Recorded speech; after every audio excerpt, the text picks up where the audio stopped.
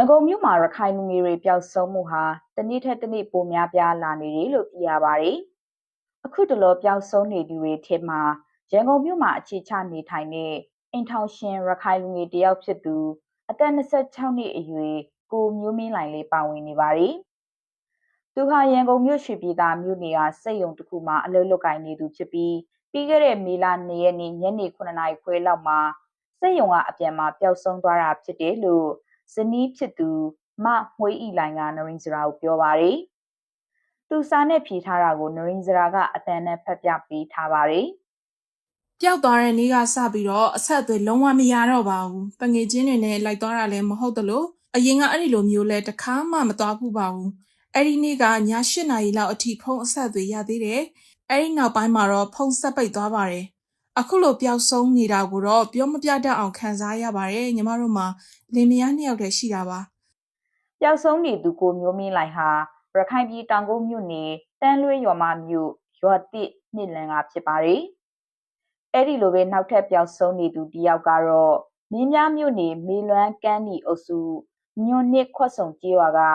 အဖဦးမကျွင်းအောင်နဲ့အမိတော်မရင်ဦးတို့ရဲ့သားကိုအောင်ကျော်စိန်ဖြစ်ပါတယ်။သူဟာချင်းအမျိုးသားတယောက်ဖြစ်ပြီးခဲ့တဲ့ဧပြီလ28ရက်နေ့ကတောင်းတက်နေစဉ်အတွင်းပျောက်ဆုံးသွားခဲ့တာလို့အကိုဖြစ်သူကဆိုပါတယ်။ဒါအပြင်မြေပုံမြို့နယ်ကန်ထောင်ကြီးမြို့ရော်တိရက်ကွက်ကဒေါ်မေမရဲ့သားမောင်ခိုင်လင်းထွန်းဟာလေရန်ကုန်ကဝက်ရှော့တစ်ခုမှာအလုပ်လုပ်ကိုင်နေရင်းနဲ့ပျောက်ဆုံးနေတာ10ရက်ကျော်ရှိနေပြီဖြစ်ပါတယ်။နောက်ထပ်လူငယ်တယောက်ဖြစ်တဲ့အသက်28နှစ်အရွယ်ကိုပြင်းငိမ့်စိုးဟာလေရန်ကုန်တိုင်းရွှေပောက်ကံပကံလမ်းမပေါ်မှာ2025ခုနှစ်ဒီဇင်ဘာလ30ရက်နေ့ည7:00နာရီဝန်းကျင်ကပျောက်ဆုံးသွားခဲ့ပြီးအခုတက်တိုင်မိသားစုနဲ့ဆက်သွယ်မရသေးပါဘူး။ရန်ကုန်မှာရောက်ရှိနေတဲ့ရခိုင်လူငယ်တွေကိုအလုတ်ကင်ခွင်လန်းတွေနဲ့မလုံးပေးခေါ်ဆောင်နေပြီးစစ်မှုထမ်းစုဆောင်ရေးနဲ့ကြားဖြန့်အွန်လိုင်းငွေလိမ်ကိုင်းတွေစီပို့ဆောင်နေတယ်လို့ရခိုင်လူမှုရေးပရဟိတလုတ်ကင်နေတဲ့ရခိုင်မျိုးသားတယောက်ကနရင်းစရာကိုပြောပါတယ်ရန်ကုန်မှာရခိုင်လူငယ်တွေခဏပြောင်းနေတာတွေ့ရတယ်အဲ့ဒါဘာကြောင့်လဲထင်နေဆိုတော့အလုံးကအခွင်းနဲ့ကြောင့်တော့ထင်မိတယ်ဘာကြောင့်လဲဆိုတော့ရန်ကုန်မှာနေထိုင်တဲ့လူငယ်တွေကစာဝတ်နေအဆင်ပြေဖို့အတွက်အလုံးတစ်ခုချင်းမရက်ဖြစ်မယ်လေအဲ့ဒါကြောင့်အလုံးချပွေးကြတယ်အလုံးချပွေးတဲ့အခါမှာ online ပေါ်ကအဒီကအလုံးချတာတွေ့ရတယ်အဲ့ဒီ online ပေါ်ကပဲရှာတဲ့အလုပ်တွေကနေပြီးတော့မှအလုပ်ရရင်အင်တာဗျူးတယ်အင်တာဗျူးတော့အလုပ်ရှင်းတယ်အလုပ်သွားရင်လာရင်လည်းပျောက်တော့တာရှိတယ်အဲ့ဒါကြောင့်ဘာလဲဆိုတော့သူတို့ဒီကြားဖြန်းဆက်နေနေတဲ့အလုပ်ကိုင်တွေတခုတွေ့ရတယ်နောက်ပြီးတော့မှတော့စစ်တပ်နဲ့ဆက်နေနေတဲ့အလုပ်ကိုင်အခုနဲ့တွေကရှိတယ်လူငယ်တွေကိုအလုံးအကိုင်အခုနဲ့မ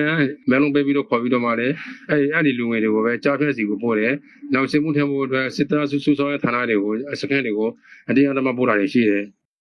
အခုပျောက်ဆုံးနေသူတွေရဲ့စီးရင်ကနရင်းစရာကိုဆက်သွယ်ပြီးပို့လာတဲ့စီးရင်သာဖြစ်ပြီးပျောက်ဆုံးနေသူတွေဟာဒီထက်မကပိုများနိုင်ပါတယ်။အခုလိုရန်ကုန်ရောက်ရခိုင်လူငယ်တွေပျောက်ဆုံးနေတာကတော့ပြည်သူစစ်မှုထမ်းဖို့အတွက်အတင်းဖမ်းဆီးခေါ်ဆောင်ခံရတာဖြစ်နိုင်တယ်လို့လိလာသုံးသပ်သူတွေကပြောပါတယ်။အခုတလောရန်ကုန်မှာပြည်သူစစ်မှုထမ်းဖို့အတွက်လူငယ်တွေကိုဖမ်းဆီးမှုတွေပိုများလာနေပြီးတချို့ရက်ကွက်အုပ်ချုပ်ရေးမှုတွေဆိုရင်လူငယ်တွေကိုဖမ်းဆီးပြီးစစ်မှုထမ်းဖို့ရောင်းချတာတွေတောင်ရှိနေတယ်လို့သိရပါတယ်ရှင်။